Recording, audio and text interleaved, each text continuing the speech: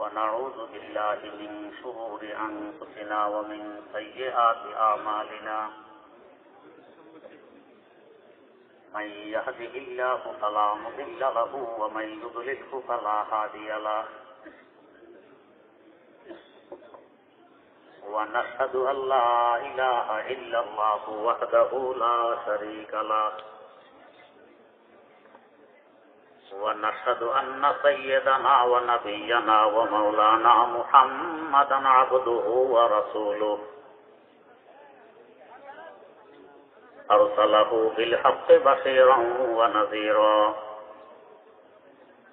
وداعيا إلى الله بإذنه وسراجا منيرا صلى الله تعالى عليه وعلى آله وأصحابه وسلم تسليما كثيرا كثيرا أما بعد فأعوذ بالله من الشيطان الرجيم بسم الله الرحمن الرحيم أينما تكونوا يدرككم الموت ولو كنتم في بروج مشيدة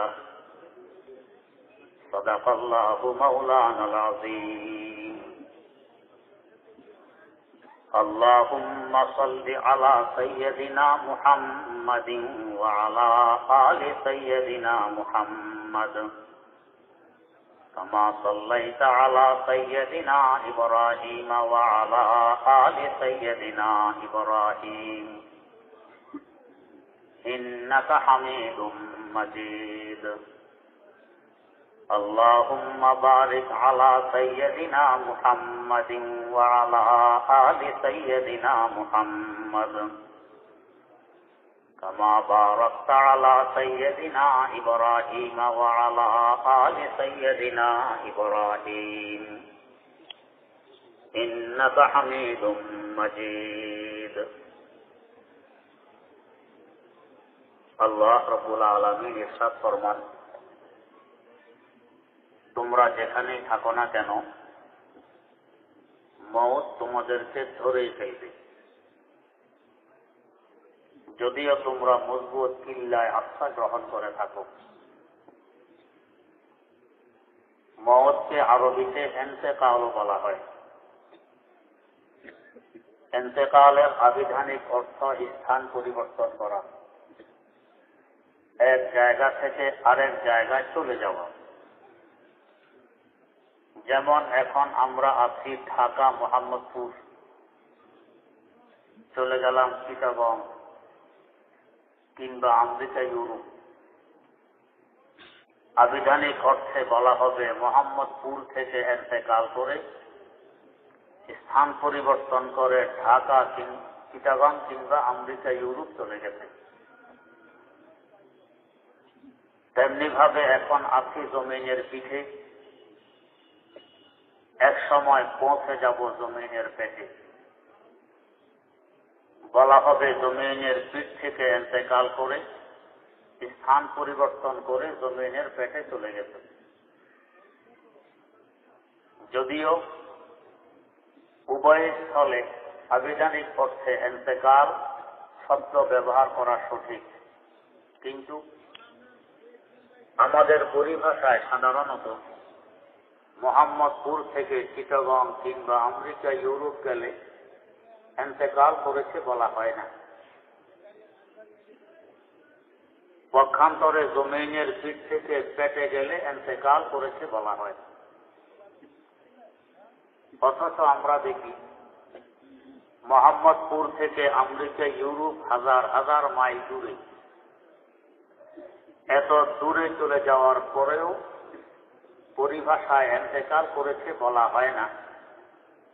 আর জমিনের পিঠ থেকে পেটে গেলে দূরত্ব অনেক কম, 2.5 হাত থেকে 3 হাত মাত্র, এরপরেও ইন্তেকাল করেছে বলা হয়। ব্যবধান কোথায়? আমি মোহাম্মদপুর থেকে চিটাগং যাই কিংবা আমেরিকা ইউরোপ চলে যাই, পুনরায় ফিরে আসতে চাইলে সম্ভব হবে। পক্ষান্তরে জমিনের পিঠ থেকে পেটে গেলে যদিও দূরত্ব অনেক কম, কিন্তু ফিরে আসতে চাইলে আর সম্ভব হবে না। তাই এটাই আসল এন্তেকাল, বাস্তব এন্তেকাল। এই জন্য পরিভাষায় এটাকে এন্তেকাল বলা হয়। এন্তেকালের কথা শুনলে আমরা আতঙ্কিত হয়ে পড়ি, ভয় পেয়ে যাই।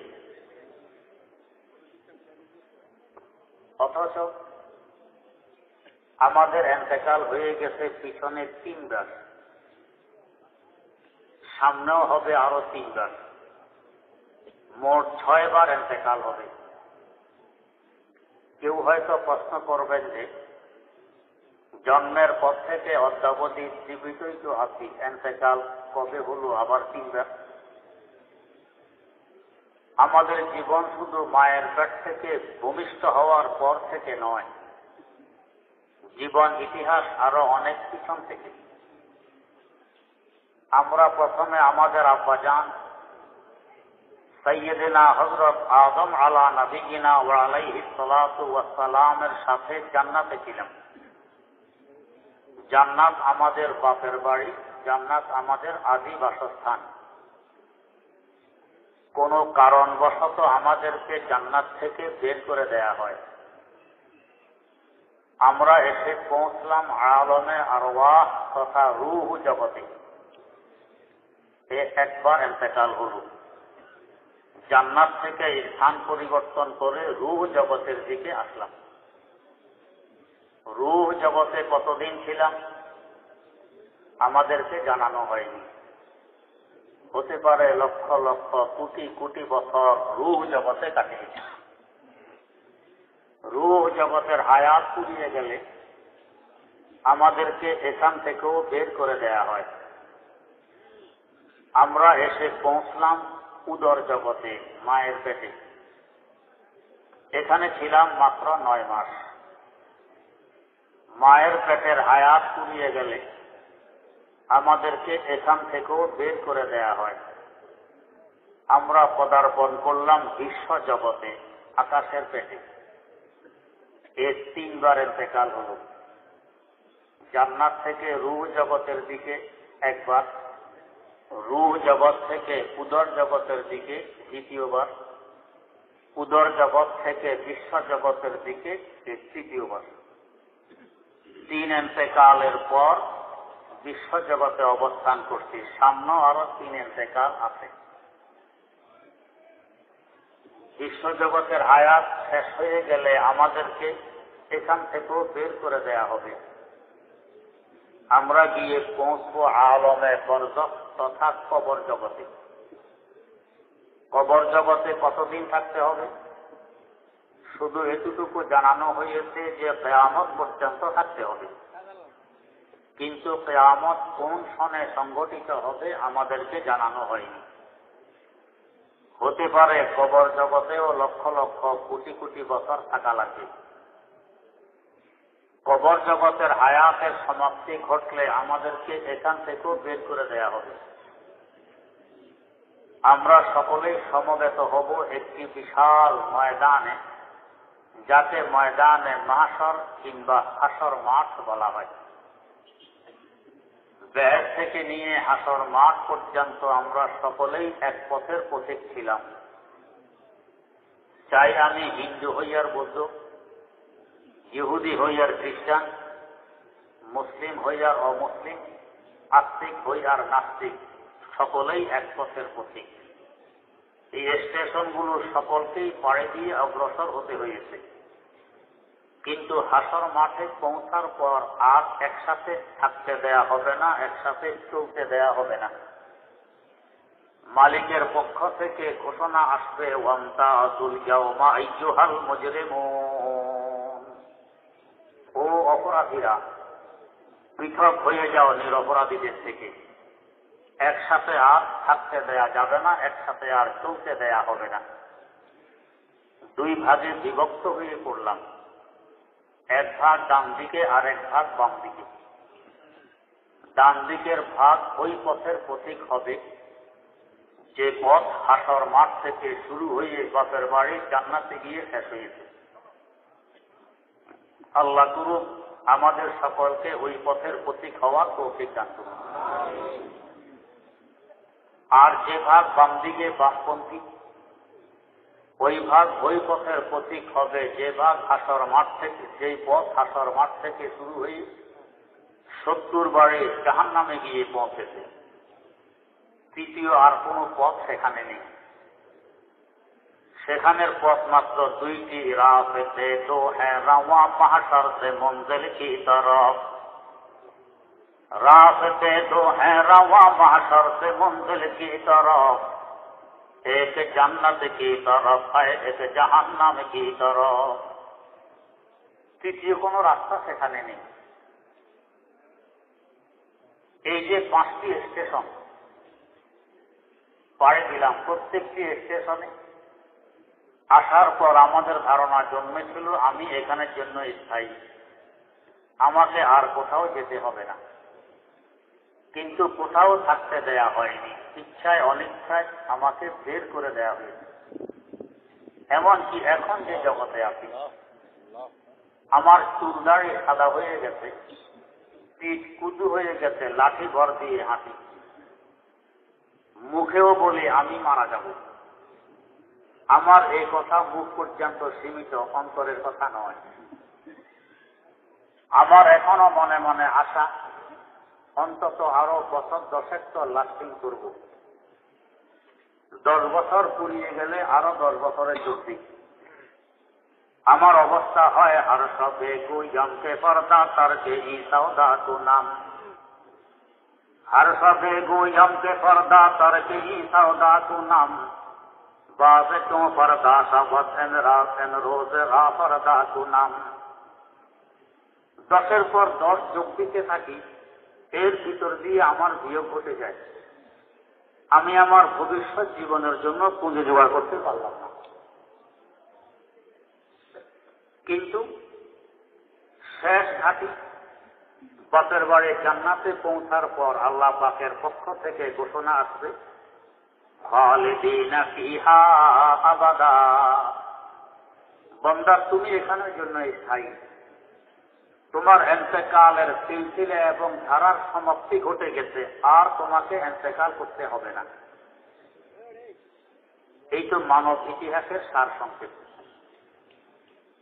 তো পরিষ্কার হয়ে গেল, 3 বার পিছনে ইন্তেকাল করেছি, 3 বার সামনে করতে হবে। সামনের ইন্তেকালের কথা শুনলে আতঙ্কিত হয়ে পড়ে ভীত হয়ে যাই, পিছনের ইন্তেকালের সময় মোটেও আতঙ্কিত হইনি, ভীত হইনি। ব্যস্তম কোথায়? এর 2টি ব্যস্তম, 2টি কারণ। একটি কারণ হলো আমি আমার পিছনের জীবনে 16 আনা আমার মনিবের কুদরতি হাতে ন্যস্ত ছিলাম। আমার নিজস্ব কোনো রায়, নিজস্ব কোনো মতামত সেখানে ছিল না, থাকার প্রয়োজনীয়তাও আমি বোধ করিনি। তাই ইন্তেকালের সময় আমি মোটেও ভয় পাইনি। কারণ তখন আমার অবস্থা ছিল, গার জিন্দা কুনে আতা এতু আর খুশি সেদা এতু, গার জিন্দা কুনে আতা এতু আর খুশি সেদা এতু, দিল সদা মুবতালা এতু আর কে গুনে রেজা এতু। আল্লাহ আমি তোমার বান্দা, তুমি আমার মালিক। মালিকের ইচ্ছা যা চায় তাই করবে, গোলামের কোনো মতামত এখানে নেই। মালিক যা করবে এটাই গোলাম রাজি, এটাই গোলাম খুশি। তাই মোটেও ভীত হইনি, আতঙ্কিত হইনি।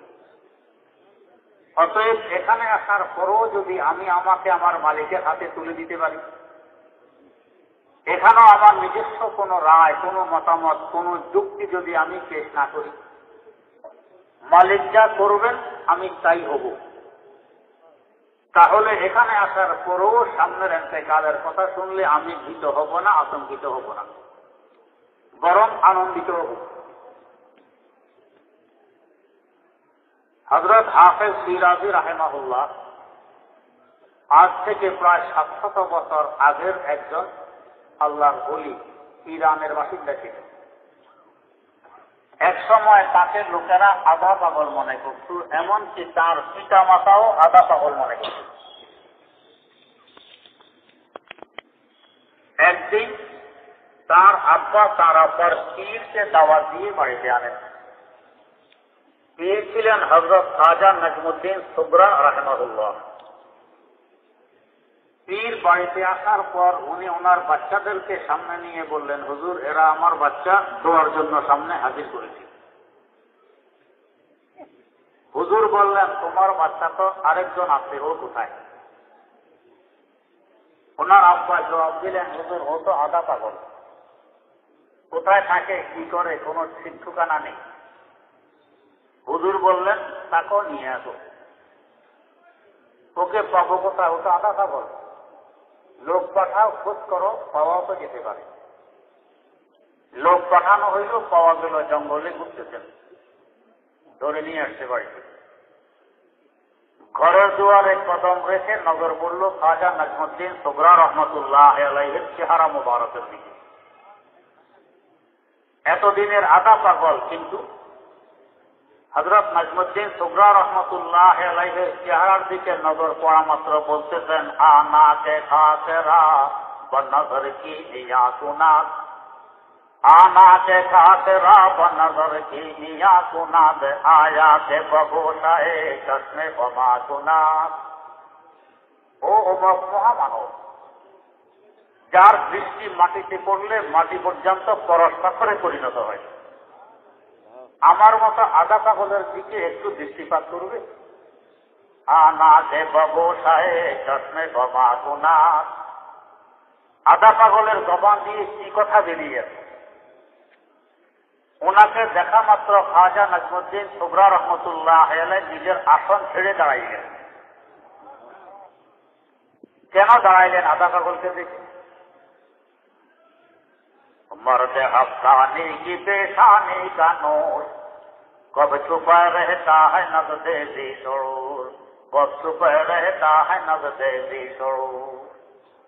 উনি যে এক সময় হাতে সিরাজি হবেন, সেই নূর তো তার চেহারায় চমকিতেছে। এই নূর দেখার মতো চক্ষু তো সকলের নেই, যার আছে সে দেখবে এক সময় কি হতে যাচ্ছে। तो मेरे नजदीक हरदम लेके मैं आंदा हूँ, पर बख्श वो नूरे बसीरत जैसे तू आवे नजर, बख्श वो नूरे बसीरत जैसे हक आवे नजर। আল্লাহ পাক আমাদেরকে এমন চক্ষু দান করুন। খাজা নজমুদ্দিন সুগরা রহমতুল্লাহ আলাইহি এগিয়ে এসে তার মাথায় হাত রাখলেন, রেখে বললেন, নজর করদাম, নজর করদাম, নজর করদাম। হ্যাঁ, তোমার দিকেও দৃষ্টিপাত করলাম, দৃষ্টিপাত করলাম, দৃষ্টিপাত করলাম। এই হাতে সিরাজ খাজা নজমুদ্দিন সুগরা রহমতুল্লাহ আলাইহির সংসদে কিছুদিন থাকার পর এখন দেখা যায় তার চেহারায় শুধু চিন্তার ছাপ, হাসি খুশি আয়েস উল্লাস করতে দেখা যায় না। একদিন তাকে জিজ্ঞেস করা হলো, জনাব, আপনার পেটে কোনো ব্যথা বুথা আছে? কেন এই প্রশ্ন? চেহারায় চিন্তার ছাপ দেখি, হাসি খুশি করতে দেখি না, এই জন্য জিজ্ঞেস করছে, পেটে কোনো ব্যথা? উত্তর দিলেন, হ্যাঁ ব্যথা আছে, তবে পেটে নয়। কোথায় ব্যথা? ব্যথা অন্তরে। কিসের ব্যথা? বোধনা অন্তরঙ্গ। বন্ধু যদি বন্ধুকে রেখে দূরে কোথাও চলে যায়, বন্ধু কখনো হাসি খুশি করতে পারে না, সব সময় চিন্তায় মগ্ন থাকে কবে আবার বন্ধুর সাক্ষাৎ পাবে।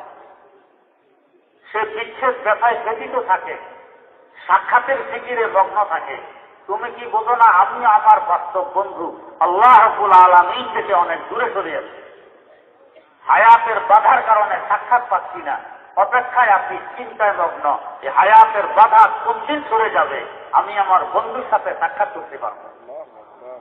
তার ভাষায় তিনি উত্তর দিচ্ছিলেন, খুরমারো দেখেছি মঞ্জেলে ভয় রাতে রাওয়াম, খুরমারো দেখেছি মঞ্জেলে ভয় রাতে রাওয়াম, রাহতে জাতলবম ওয়াজ পায়ে জানা বেরাওয়াম, নজর করদম কে গরায়ত বসারে ঈদমে রোজে, তাদর মায়কা দশা দান গজল আবে রাওয়াম, তাদর মায়কা দশা দান গজল আবে রাওয়াম।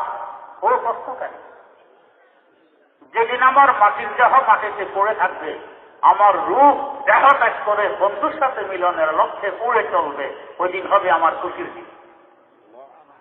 যে দিনকে আমরা আতঙ্কের দিন মনে করি, ভয়ের দিন মনে করি, উনি বলছেন ওই দিন আমার খুশির দিন। আগে বলছেন নজরে তার দামকে গারায়াদ বসারে ইদমে রোজে, নজরে তার দামকে গারায়াদ বসারে ইদমে রোজে, তাদের মায় কাদা দান বদল আবের আওয়াম, তাদের মায় কাদা দান বদল আবের আওয়াম।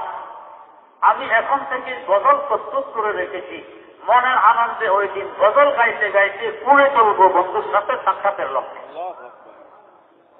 কত আনন্দ, কত খুশি। শেখুল হাদিস আল্লামা জাকারিয়া রহমতুল্লাহ আলাইহি তারিখে মাসায়েখে চিশতি নামী কিতাবে লিখেছেন, হযরত খাজা মওদুদ চিশতি রাহিমাহুল্লাহ ইন্তেকাল করেছেন প্রায় 1000 বছর আগের কথা।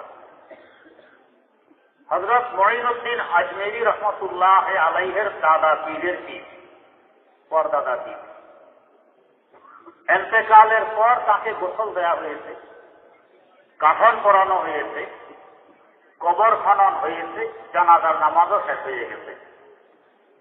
এখন লোকেরা খাট কাঁধে নিয়ে কবরস্থানে পৌঁছবে, 3 জন মানুষ কবরে নামবে, এরপর লাশ কবরস্থ করবে, এটুকু সময় সামনে বাকি আছে।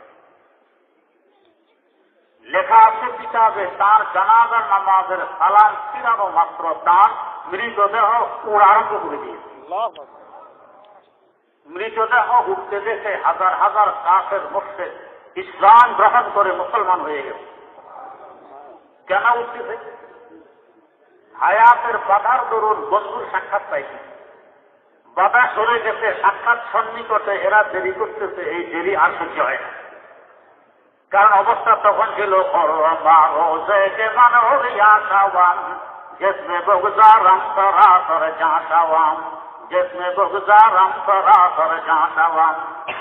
কত খুশি, কত আনন্দ। আমরা ওই দিনকে আতঙ্কের দিন মনে করি। হযরত নিজামউদ্দিন আউলিয়া রহমতুল্লাহ আলাইহির লাশ নিয়ে যখন কবরস্থানের দিকে চলছিল, হাজার হাজার মুরিদ, হযরত আমিরে খুসরু রাহিমাহুল্লাহ বৈধ অবস্থায়, হুঁশ হাওয়াজ ঠিক নেই, লাশের সাথে এই অবস্থায় চলছেন আর করতেছেন, সারা দেশি না বসাহারা মে রবি রক্ত পে মেরি কে বে মামি রবি আয় তামাশা গাহে আলম রোহে তু বুঝা বাহারে তামাশা মে রবি, তু বুঝা বাহারে তামাশা মে রবি। ও অমুক, তোমার চেহারা দেখে মাওলার তাজাল্লি পরিলক্ষিত হচ্ছে, মাওলার তাজাল্লি দেখে তামাশা করছো লক্ষ মানুষ, তুমি কার চেহারা দেখে তামাশার জন্য একা একা চলছো? আমাদেরকে দেখে তুমি এমন নিচ্ছ,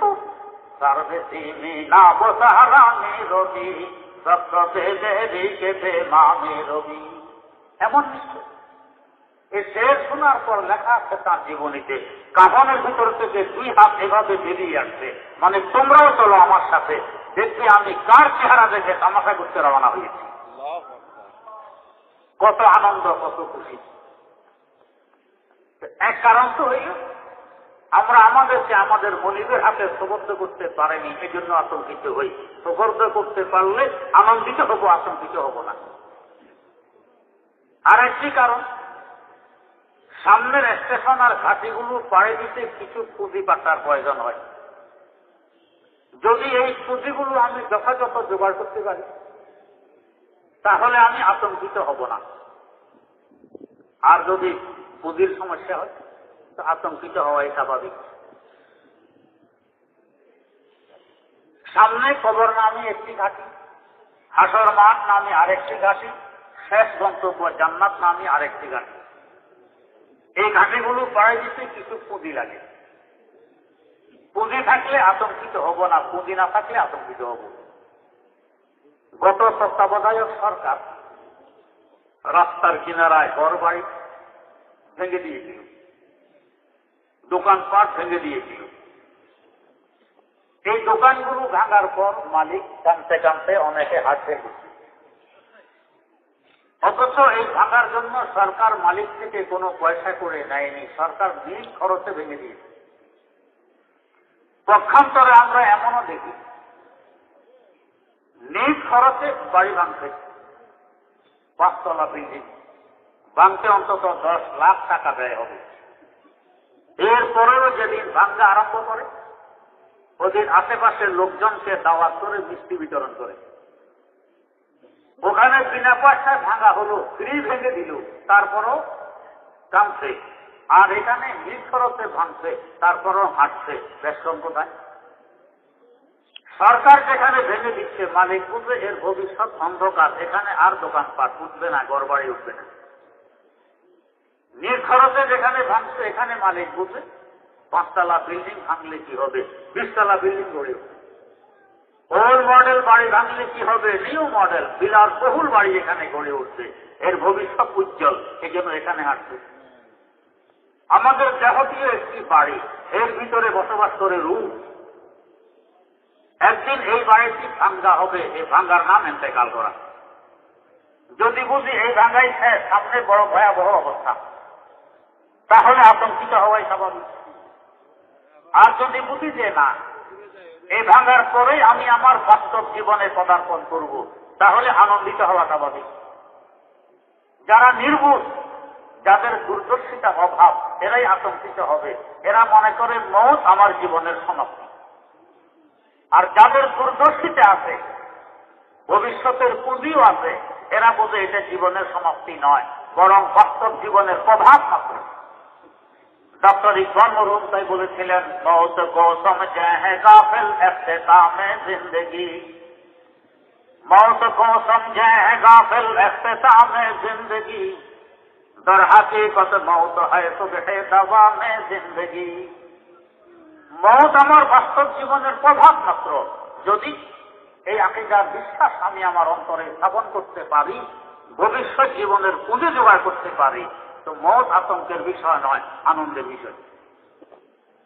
বন্ধুর সাথে বন্ধুকে মিলিয়ে দেওয়ার একটি মাধ্যম মাত্র, সে মুমিনের জন্য বড় উপঢৌকনার হাদিয়া। কিন্তু সামনের ঘাটিগুলোর কথা আছে, আমরা অনেকে বিশ্বাস করতে চাই না, মানতে চাই না। কেন? এগুলো মৌলবীদের বানানো কথাবার্তা,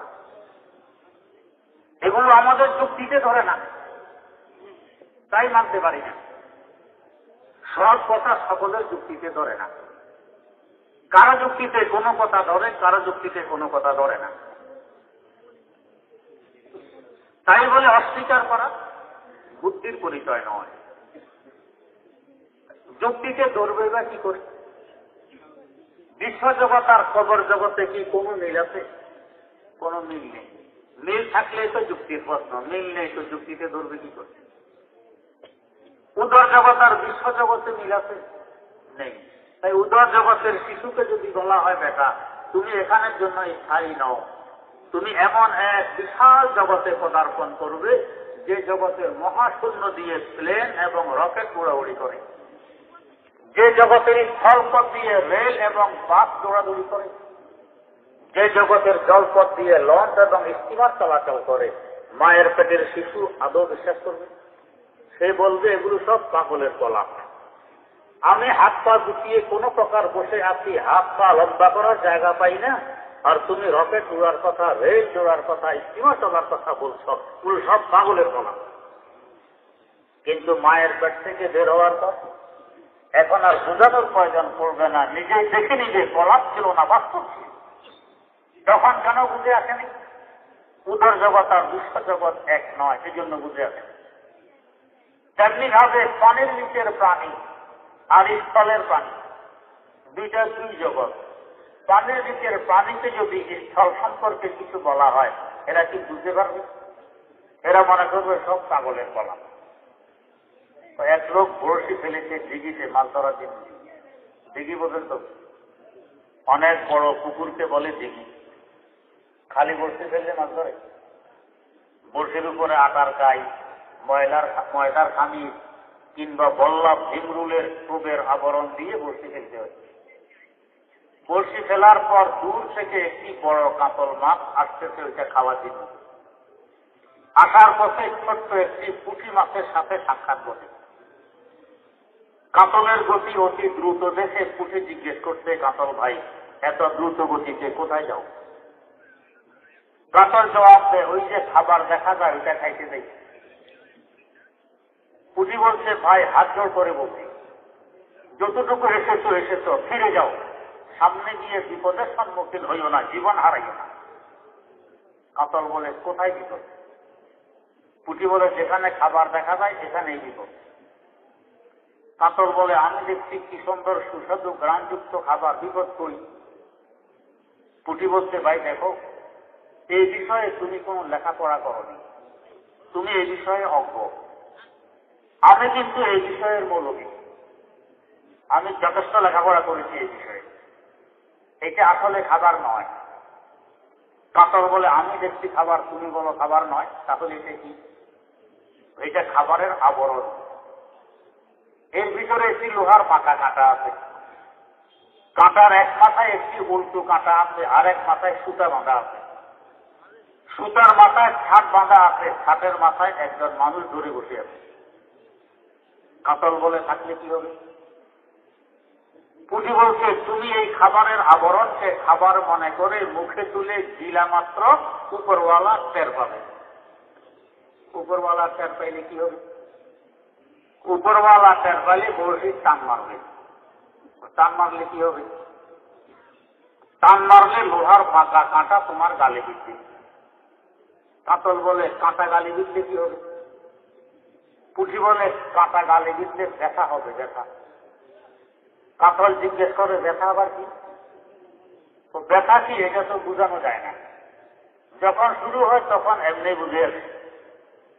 শুধু ব্যথাতে হবে তা নয়, ব্যথার পাশাপাশি মুহূর্তের মধ্যে তুমি সুপ্ত জায়গায় পৌঁছে যাবে। কাতল বলে, সেখানে পৌঁছলে কি হবে? তো সেখানে পৌঁছলে দেখবে তোমার শ্বাস নিঃশ্বাস করে না, তোমার মুখ দিয়ে তাজা রক্ত বেরিয়ে আসছে, তুমি ছটফট ছটফট করছো। তো তারপর কি হবে?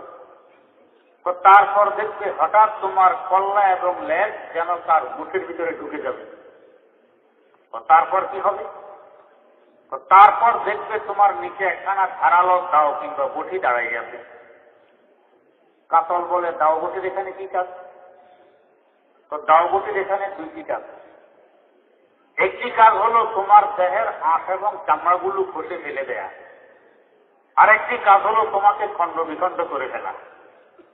তারপর কি হবে? তারপর তোমার এই টুকরোগুলো ডুলা থলয় কিংবা গামলায় রেখে কলের গোড়ায় অথবা পুকুরের ঘাটে নিয়ে আকাশে আকাশে তোমার সব গোলা পানি বের করে ফেলবে। তারপর কি হবে? তারপর তোমার এই টুকরোগুলোতে হলুদ, লবণ এবং মরিচ মাখা হবে। কাটা গায়ের মধ্যে যদি লবণ মরিচ মাখা যায়, কি পরিমাণে আরাম উপভোগ করা যায়। তারপর কি হবে?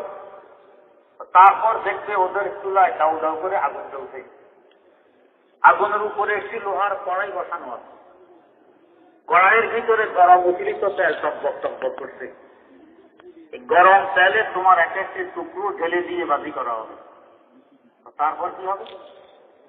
তো তারপর দেখবে বড়শিওয়ালার ঘরের সদস্যরা বর্তন নিয়ে তোমার অপেক্ষায় বসে আছে। কাতল বলে, আমার সাক্ষাতের জন্য অপেক্ষা? কয়, সাক্ষাতের ধরন কেমন হবে? তো ধরন হবে, এদের প্রত্যেকের হাতে 5 কাঁটাওয়ালা কাঁটা চামচ আছে। এই কাঁটা চামচ দিয়ে তোমার বস্তুগুলো তোমার কাঁটা থেকে পৃথক করে ফেলবে। তারপর কি হবে?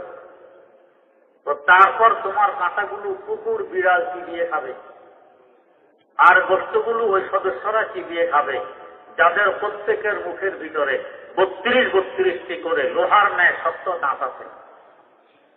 কাতল বলে, তারপর কি হবে? তো তারপর ওরা তোমাকে গিলে ওদের পেটের ভিতরে ঢুকিয়ে ফেলবে। তারপর কি হবে? তো সেখানে ঢুকে দেখবে একটি মেশিন ফিট করা আছে, যাকে অগ্নিশক্তি বলা হয়। এই মেশিনে তোমাকে চুরমার করে পায়খানা বানিয়ে ফেলবে। তারপর কি হবে? তো তার একদিন পর তুমি ওদের পিছনের রাস্তা দিয়ে পুনরায় বেরিয়ে আসবে। বের হওয়ার কথা শুনে কাতল মুক্তি হাসে আর বলে, তাহলে সমস্যা কিসের? বের হয়ে 2-4 লাফ দিলেই তো আবার দিঘিতে পৌঁছতে পারবে। মধ্যখানে বিনা খরচে কত দেড় দুনিয়ার সফর হবে, কত শহর বন্দর দেখা হবে, সমস্যা কিসের? পুঁজি বলে না, দেড় দুনিয়ার সফরও হবে না, শহর বন্দরও দেখা হবে না। তাহলে কি হবে? তো তার 1-2 দিন পর তুমি মাটি হয়ে যাবে, তোমার অস্তিত্ব খুঁজে পাওয়া যাবে না। খাবার সামনে রেখে ধৈর্য আর কতক্ষণ ধরা যায়? কাতল বলে, 4 আনার মোল্লা পুঁজি, তোমার ওয়াজ নসিহত শেষ হয়েছে? পুঁজি বলে, কাতল ভাই আমাকে ভুল বুঝতেছ, আমি তোমার শত্রু নই, আমি তোমার মঙ্গলকামী। এখনো হাত জোর করে বলছি, যতটুকু এসেছো এসেছো, ফিরে যাও, সামনে গিয়ে বিপদের সম্মুখীন হইও না, জীবন হারাইও না। কাতল কেউ গরঙ্গা করে বলে, ও 4 আনার মোল্লা পুঁজি, সারাটি জীবন কাটাইলাম এই দিঘিতে, 1 মিনিট সময় লাগে না দিঘির চতুর্দিক একবার ঘুরে আসতে পারি। জীবনে তো কোনোদিন 32 দাঁতওয়ালা মানুষের সাথে সাক্ষাৎ ঘটল না, গরম উত্তোলিত তেলের তাপ দেহে অনুভব হইল না, হজমি শক্তি নামি মেশিনের আওয়াজ কানে বাড়ি খাইল না। পাগলের গলাপ কেন বলছ? তুমি কি জানো না আমি স্বাধীন জগতের স্বাধীন চেতনার প্রাণী? আমার অবস্থা হলো রহে বাহারো মে আজাদে ওয়াতন সুরতে মাহি, রহে বাহারো মে আজাদে ওয়াতন সুরতে মাহি। আমার স্বাধীনতায় হস্তক্ষেপের অধিকার তো তোমার নেই, তুমি তোমার কাছে যাও, আমাকে স্বাধীনভাবে আমার কাজ করতে দাও। এত ধিক্কার আর তিরস্কারের পরেও পুঁজি চোখের পানি ছাড়ে, হাত জোড় করে, কাকুতি মিনতি করে কাপড়কে ফিরানোর চেষ্টা করে, কিন্তু কাতল দাঁত দিয়ে মেরে পুঁজিকে অবজ্ঞা করে দ্রুত গতিতে ছুটে গিয়ে বড়শি মুখে তুলে গিলা মাত্র উপরওয়ালা প্যার পেয়ে টান মারছে, লোহার পাকা কাঁটা কাতলের গালে বিঁধে গেছে। এখন হাড়ে হাড়ে টের পায় ব্যথা কাকে বলে। মুহূর্তের মধ্যে কাতল পৌঁছে গেছে শুকনো জায়গায়, সেখানে পৌঁছে দেখে শ্বাস নিঃশ্বাস সরে না, কাতল ছটফট ছটফট করছে, তাজা রক্ত তার মুখ দিয়ে বেরিয়ে আসছে। এর মধ্যে হঠাৎ দেখে তার কল্লা এবং লেজ যেন কার মুখের ভিতরে ঢুকে গেছে, নিচে একখানা ধারালো দাও কিংবা বটি দাঁড়াইয়ে আছে, তার দেহের আকার চামড়াগুলো কষে ফেলে দেয়া হচ্ছে, খণ্ড বিখণ্ড করা হচ্ছে। কাতল এখন চোখের পানি ছাড়ে আর কাঁধে, পুঁটিকে স্মরণ করে, হায় রে পুঁটির কথা কেন শুনলাম না, যদি শুনতাম এই বিপদের সম্মুখীন হতাম না। কিন্তু দিন গেলে কাঁধে ধীরে বসে, তোর কাঁদা কেউ শুনবে না, দিন গেলে কাঁধে ধীরে বসে, তোর কাঁদা কেউ শুনবে না। এখন কানলে কি লাভ হবে, সময় তো চলে গেছে। তো তেমনি ভাবে কথিত বুদ্ধিজীবীর গোষ্ঠীরা, নাস্তিকেরা দ্রুত গতিতে ছুটছে একদিকে, ওলামায়ে কেরাম জিজ্ঞেস করে, ওই দিকে কোথায় যাও? সুদের পয়সা আনতে যাই, ঘুষের পয়সা আনতে যাই। ওলামায়ে কেরাম কাকুতি মিনতি করে ফিরানোর চেষ্টা করে, ভাই ফিরে আসো, ফিরে আসো। সুদ ঘুষের পয়সা আনলে অল্প সময়ের জন্য পকেট গরম হতে পারে, কি মনে রাখবে, সুদ খাওয়ার জাহান্নামের আগুন খাওয়া এক কথা, ঘুষ খাওয়ার জাহান্নামের জ্বলন্ত আন্ধার এবং কয়লা খাওয়া এক কথা। ওই দিকে কোথায় যাও? টেলিভিশনে সুন্দর অনুষ্ঠান আছে, সিনেমা হলে ঢুকতে যাই, টেলিভিশন দেখতে যাই। ওলামায়ে কেরাম হাত জোড় করে ফেরানোর চেষ্টা করে, টেলিভিশন দেখলে, সিনেমা হলে ঢুকলে অল্প সময়ের জন্য চোখ জুড়াইতে পারে, কি এর পিছনে রয়ে গেছে আখিরাতে কঠোর শাস্তির ব্যবস্থা। নাস্তিকতা থেকে ফিরে আসো, বদ্দিনী থেকে ফিরে আসো। কথিত বুদ্ধিজীবীর গোষ্ঠীরা চোখ রাঙ্গা করে আর 4 আনার মোল্লা বলে ধিক্কার দেয়। ও 4 আনার মোল্লা, এই বিজ্ঞানের যুগে 1500 বছর আগের পুরানো কথা নিয়ে এসেছ আমার কাছে, তোমার সাহস তো কম নয়। এত ধিক্কার আর তিরস্কারের পরেও ওলামায়ে কেরাম বুঝানোর চেষ্টা করে, আমরা তোমাদের শত্রু নই, তোমাদের মঙ্গলকামী বিদায় ফিরানোর চেষ্টা করছি, সময় আছে, ফিরে আসো, বিপদের সম্মুখীন হইও না। কথিত নাস্তিক আর বুদ্ধিজীবীর গোষ্ঠীরা যুক্তি দেয়, ও 4 আনার মোল্লা, আজ থেকে প্রায় 45 বছর পূর্বে পৃথিবী থেকে 20 লক্ষ মাইল দূর চন্দ্রে পৌঁছে গেছি আমরা। পৃথিবী থেকে 22 কোটি কিলোমিটার দূর মঙ্গল গ্রহে পৌঁছার আর সামান্য বাকি আছে। রকেট যুগে পৃথিবীর চতুর্দিক একবার ঘুরে আসতে পারি মাত্র 17 মিনিট লাগে। তত সময় মহাশূন্যে কাটাইলাম, আযাব ও গজবের ফেরেশতার সাক্ষাৎ তো কখনো মিলল না। জাহান্নামের আগুনের তাপ দেহে কখনো অনুভব হইল না। ফেরেশতাদের লোহার ডান্ডার পিটুনির আওয়াজ কোনোদিন কানে পৌঁছল না। ও চারানার মোল্লা, পাগলের প্রভাব কেন ভুগছ? তুমি কি জানো না আমি স্বাধীন দেশের স্বাধীন চেতনার মানুষ? আমার স্বাধীনতায় হস্তক্ষেপের অধিকার তো তোমার মতো চারানার মোল্লার নেই। তুমি তোমার কাছে যাও, আমাকে স্বাধীনভাবে আমার কাজ করতে দাও। এত ধিক্কারের পরও ওলামায়ে কেরাম তাগুতে মিনতি করে ফিরানোর চেষ্টা করে। রাতের অন্ধকারে মাওলার দুয়ারে সেজদায় পড়ে চোখের পানি ছাড়ে। পত্র জুড়ে কলবই কারে তোরা, পত্র জুড়ে কলবই কারে তোরা, কলব আকাল লেপ্ত পাইলে মুস্তাফা। মাওলা তোমার বান্দা বোঝে না, তোমার বান্দার আকীদা বিশ্বাস, তোমার বান্দার চালচলন সব মুশরিকানা, সব কুফরি। মাওলা আমার তো ভয় হয় কবে তোমার গজব ছুটে আসে। মুশরিকানা জিন্দেগি সে দিল তো আব ঘবরা গয়া। তোমার দরবারে ফরিয়াদ, গজব থেকে বান্দাদের সংরক্ষণ ফরমাও। তোমার দরবারে ফরিয়াদ, তোমার বান্দার অন্তর তো তোমার কুদরতি হাতে। আমি আমার সাধ্য অনুপাতে বোঝানোর চেষ্টা করেছি, বান্দা বোঝে না।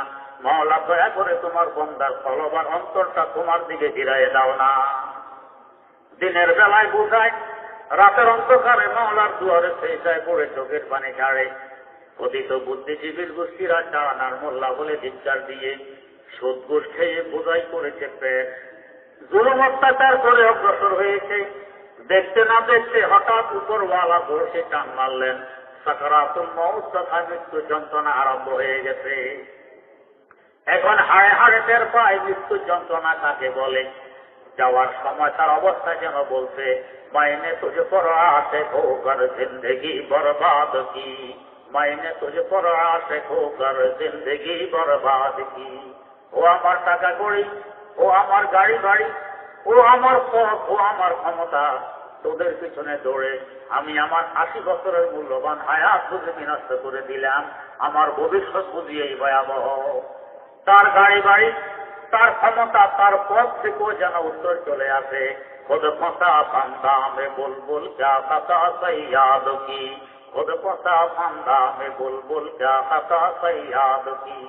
ও কপাল পোড়া, আল্লাহ পাক বিবেক বুদ্ধি দিয়ে তোকে পাঠাইছিলেন এই জগতে, নিজের বিবেক খরচ করে চলনি।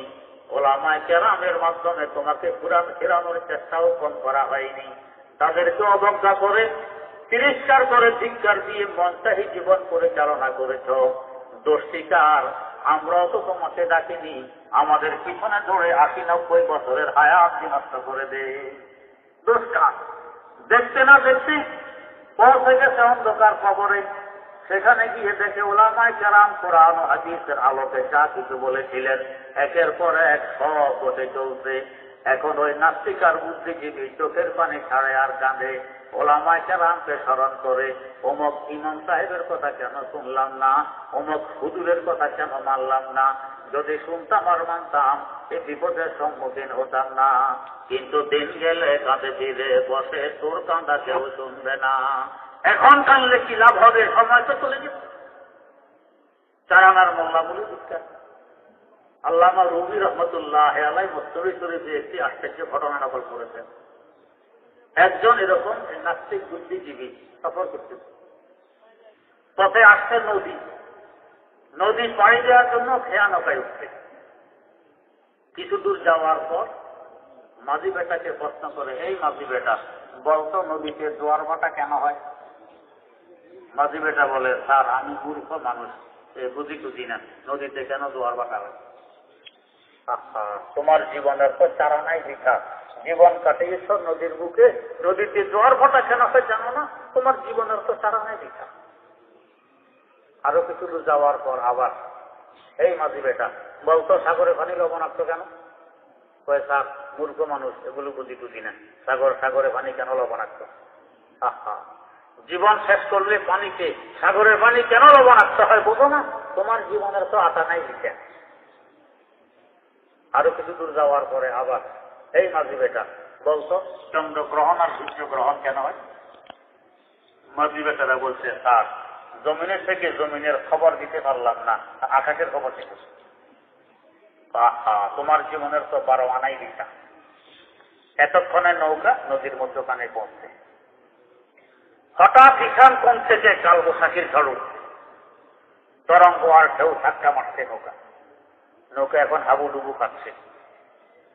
নাস্তিক আর বুদ্ধিজীবীর চোখ এরকম বড় বড় লাল রঙের। মাঝে জিজ্ঞেস করে স্যার কি ব্যাপার, চোখ এত বড় করলেন যে? চোখ লাল করলেন কারণ কি? দেখো না ঝড় উঠতেছে। তো তার ঝড় উঠলে কি হবে? ঝড় উঠলে আমাদের নৌকা ডুববে না? তো তার নৌকা ডুবলে কি হবে? তো নৌকা ডুবলে আমরা ডুবে মরবো না? কেন স্যার মরবেন কেন? সাঁতার শিখেনি? সাঁতার জানেন না? না রে মাঝি, আমি তো সাঁতার শিখিনি। মাঝে সুযোগ পেয়ে বলছে বাপলে এবারে আমার কথা হিসেবে করো পিঠে, তোমায় দেখি জীবন খানা 16 আনায় মিছে। ও নাস্তিক ও বুদ্ধিজীবী, এতক্ষণ যাবৎ 4 আনা করে আমার জীবনের 12 আনাকে বৃথা বলে আখ্যায়িত করেছ। যে 4 আনা বাকি রয়ে গেছে, ওই 4 আনার সাঁতার কেটে নদীর ওই পাড়ে উঠে জীবন বাঁচাইতে সক্ষম হব ইনশাআল্লাহ। কিন্তু এই 4 আনার সাঁতার না শিকার করুন, আমি তো দেখতে পাচ্ছি তোমার জীবনের 16 আনায় নদীতে তলিয়ে যাচ্ছে। তোমায় দেখে জীবন খানা 16 আনায় মিশে। তেমনি ভাবে এই নাস্তিক আর বুদ্ধিজীবীর গোষ্ঠীরা যখন কবর নামী সাগর পাড়ে দিতে আরম্ভ করবে, ঈশান কোণ থেকে ঝড় উঠবে, প্রথম তরঙ্গ ধাক্কা মারবে মার রব্বুকা। ও বুদ্ধিজীবী ও নাস্তিক, তোর পালন কর্তাকে, তাকে চিনস কিনা? দুনিয়ায় থাকা অবস্থায় যে পালন কর্তাকে চিনিনি, পালন কর্তার দা দাঁড়েনি, বরং তার ধারণা ছিল আমার খেতখামার আমাকে খাওয়ায়, ব্যবসা বাণিজ্য খাওয়ায়, ক্ষমতা আমাকে খাওয়ায়, পথ আমাকে খাওয়ায়, চাকরি বাকরি আমাকে খাওয়ায়। চিনবে না, জবাব দিবে আমি চিনি না কে আমার পালন কর্তা। আর যার দুর্দশীতে আছে বুদ্ধিজীবী নয়, বুদ্ধিমান। বুদ্ধিজীবী আর বুদ্ধিমান কিন্তু এক কথা নয়। বুদ্ধিজীবী মানে যারা বুদ্ধি বিক্রি করে খায়, এদেরকে বলে বুদ্ধিজীবী। যেমন ব্যবসাজীবী কাকে বলে? যারা মাল বিক্রি করে খায়। শ্রমজীবী কাকে বলে? যারা শ্রম বিক্রি করে খায়। আইনজীবী কাকে বলে? যারা আইন বিক্রি করে খায়। এই হিসাবে বুদ্ধিজীবী যে বুদ্ধি বিক্রি করে খায়, একে বলবে বুদ্ধিজীবী। বিক্রির বৈশিষ্ট্য হলো যে বস্তু বিক্রি করা হয় এক সময় এটা শেষ হয়ে যায়। মাল বিক্রি করতে করতে মাল শেষ হয়, শ্রম বিক্রি করতে করতে শ্রম শেষ হয়। তো আমাদের দেশে এখন 60 বছরের শ্রম শেষ, এরপরে রিটায়ার করে ঘরে চলে আসুন, বিক্রি করার মতো শ্রম আর আপনার কাছে নেই। তো বুদ্ধিজীবী যে বুদ্ধি বিক্রি করে খায়, এক সময় বিক্রি করতে করতে বুদ্ধিও তো শেষ হবে। তো যার বুদ্ধি শেষ আর বুদ্ধি নেই, এই লোকটাকে আপনারা কি বলবেন? পাগল, বেকুব, আহামক, বোকা, যেটা ইচ্ছা এটাই বলতে পারে। বাস্তবে দেখা যায় তাই আমাদের এই দেশে যারা খ্যাতনামা বুদ্ধিজীবী, এরা শেষ সময় আসে কোরআনের বিরুদ্ধে চারণ আরম্ভ করে, ইসলামের বিরুদ্ধে চারণ আরম্ভ করে। এটাই পরিচয় তার বুদ্ধি শেষ।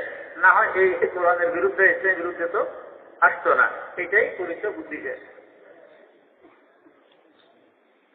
যাদের বিচক্ষণতা আছে, বুদ্ধিমান, এরা বোঝে যে আমার এক খামারে খাওয়ায় না, ক্ষমতা আমাকে খাওয়ায় না, চাকরি বাকরি খাওয়ায় না, ব্যবসা বাণিজ্য খাওয়ায় না, রিজিক দাতা আমার আল্লাহ। এক মহিলা এক হুজুরকে তালাক করছে, বাচ্চা হল। হুজুর গেছেন মহিলার বাড়ি। মহিলা বেচারি পর্দা নিশে, কিন্তু খাবার পরিবেশন করার মতো পুরুষ লোক মহিলার হাতে নেই। বেচারি কিন করত বিবল হয়ে ঘরের মধ্যখানে পর্দা ঝুলাইছে। এক পাশে মহিলা বসছে, আর এক পাশে হুজুরকে বসতে দিল। মহিলা এখন পর্দার নিচ দিয়ে বিরিয়ানির গামলা ঠেলে দেয়, মাছের বাটি ঠেলে দেয়, গোষ্ঠের পেয়ালা ঠেলে দেয়, হুজুর খায়। হুজুরের সাথে ছোট্ট একটি ছেলেও খাইতে বসছে, কিন্তু ছেলে খাওয়া দাওয়া বন্ধ করে আশ্চর্য হয়ে পর্দার দিকে তাকাইয়ে বসে আছে। একটু পর হুজুর জিজ্ঞেস করছে, এই বেটা খাওয়া দাওয়া বন্ধ করে ওইদিকে তাকাই বসে আছো, কি দেখো? হুজুর পর্দা দেখি। পর্দা কি হয়েছে? পর্দা দেখো। হুজুর দেখেন না পর্দার ভিতর থেকে যে বিরিয়ানি বের হয়, পর্দার ভিতর থেকে মাছ গোস্ত বের হয়, দেখেন না? এমন পর্দায় মহিলা পাইল কই? আমরা যদি এমন একটি পর্দা পাইতাম তো বিরিয়ানি বের করতাম আর খাইতাম, মাছ মাছ বের করতে আমার খাইতাম, কোনো চিন্তাই তো ছিল না। এই পর্দা ফেললে কই, পর্দা দেখি সুদূর বলে ব্যাগ পদে ধরে ব্যাগ পর্দা থেকে বিরিয়ানি বের হয়। তোর দূরদর্শিতার অভাব, তোর দৃষ্টি পর্দা পর্যন্ত সীমিত, তাই দেখছিস পর্দা থেকে বিরিয়ানি বের হয়। আমার দূরদর্শিতা আছে, আমার দৃষ্টি ওদিকেও যায়। ওই পাশে একজন মানুষ বসা আছে, সে বিরিয়ানি ঠেলে দেয়, মাছ বস্ত ঠেলে দেয়। সে যদি ঠেলে না দিত, তার পথের ক্ষমতা ছিল, তার বিরিয়ানি বের করতে পারে। তেমনি ভাবে যাদের দূরদর্শিতার অভাব, দৃষ্টি খ্যাত খামার পর্যন্ত শেষ, ক্ষমতা পর্যন্ত শেষ, পদার চাকরি বাকরি পর্যন্ত শেষ, এরা মনে করে এগুলো আমাকে খাওয়ায়। আর যাদের দূরদর্শিতা আছে এরা বলছে এর পিছনে আমার মাওলার কুদরতি হাত রয়ে গেছে। মাওলা যদি ছেলে না দেন তাহলে এই খ্যাত খামারের বাপের ক্ষমতা নেই, এই ক্ষমতার বাপের ক্ষমতা নেই, চাকরির বাপের ক্ষমতা নেই, আমাকে দু লোক খাওয়াইতে পারে। আল্লামা রুবি বলেন দর নজর হা পরদাস দর হাকিকত ফাইলে হর সাহে খোদাস দর হাকিকত ফাইলে হর সাহে খোদাস। এগুলো সব পর্দা, পিছনে মাওলার কুদরতের হাত। তো এই রাষ্ট্রিক বুদ্ধিজীবী মাওলার কুদরতের হাত তো দেখেনি, দূরদর্শিতার অভাব, বুদ্ধি তো শেষ করে ফেলতে বিক্রি করে। জবাব দিবে হা হা লা হাজরি, আমি চিনি না, আফসুস আফসুস, আমি চিনি না, সে আমার পালন কর্তা। দ্বিতীয় তরঙ্গ ধাক্কা মারবে ওমা দিনুকা, ও বুদ্ধিজীবী তোর দিন ধর্ম কি ছিল পরিচয় দে। দুনিয়ায় থাকাকালীন দিন ধর্ম বোঝেনি। জবাব দিবে লাদরি, আমি চিনি না আমার দিন ধর্ম কি ছিল। তৃতীয় তরঙ্গ ধাক্কা মারবে ওমান নবীকা, ও বুদ্ধিজীবী তোর নবী কে ছিলেন তাকে চিনো কিনা পরিচয় দে। দুনিয়ায় থাকা অবস্থায় যে নবীকে চিনার চেষ্টা করেনি, নবীর সুন্নতের দ্বার ধারেনি, উল্টা নবীর ইজ্জত নিয়ে ফেলেছে সিনেমিনি, নবীকে নিয়ে করেছে কটাক্ষ, এমন কপাল কোয়া জবাব দিবে হা হা লাদরি, আফসোস আফসোস, আমি চিনি না আমার নবীকে ছিলেন। সুযোগ পাইলে ওলামায়ে কেরাম সেখানে বলতে পারবেন, বাঁচলে এবার আমার কথা হিসেবে করো পিছে, বাঁচলে এবার আমার কথা হিসেবে করো পিছে, তোমায় দেখি জীবন খানা 16 আনাই দিতে। ও নাস্তিক ও বুদ্ধিজীবী, দুনিয়ায় থাকাকালীন আমাকে 4 আনার মোল্লা বলে তিরস্কার করতে আর ধিক্কার দিতে। ওই 4 আনার ঈমান দিয়ে সাঁতার কেটে কবর নামী সাগর পাড়ি দিয়ে ওই কুলে উঠে জান্নাতে প্রবেশ করতে সক্ষম হবো ইনশাআল্লাহ। কিন্তু এই 4 আনার ঈমান নাসিকার দরুন আমরা তো দেখতে পাচ্ছি তোমার জীবনের 16 আনা কবর নামী অকুল সাগরে তলিয়ে যাচ্ছে, নিচে তো জাহান্নামের আগুন দাউ দাউ করে জ্বলছে। বাসলে এবার আমার কথা হিসেব করো পিছে, তোমায় দেখি জীবন খানা 16 আনাই নিচে। এই ভবিষ্যৎ জীবন আমার চুক্তিতে আসুক আর না আসুক, 16 লক্ষ মহামানবের সংবাদ মিথ্যা হওয়া সম্ভব নয়। যারা জীবনে কখনো মিথ্যার ধারে কাছে যাননি, কলঙ্ক মুক্ত ফুলের ন্যায় স্বচ্ছ জীবনের মালিক 16 লক্ষ মানুষ মিথ্যা বলতে পারে না। এই কওমি মাদ্রাসা, এই ওয়াজ মাহফিল, তাবলীগি জামাত, হক্কানি পীরি মুরিদি, এগুলো সব এই জন্যই যাতে ভবিষ্যৎ ঘাটিগুলো খুঁজে জোগাড় করে আমার ইহ পরাকাল উভয়কাল সুখময় হয়, আর কোনো উদ্দেশ্য নয়। আল্লাহ রাব্বুল আলামিন আমাদেরকে সহি বুঝে উভয় জাহানে ধন্য হওয়ার তৌফিক দান করুন। সুবহানাল্লাহি ওয়া বিহামদিহি, আশহাদু আল্লা ইলাহা ইল্লা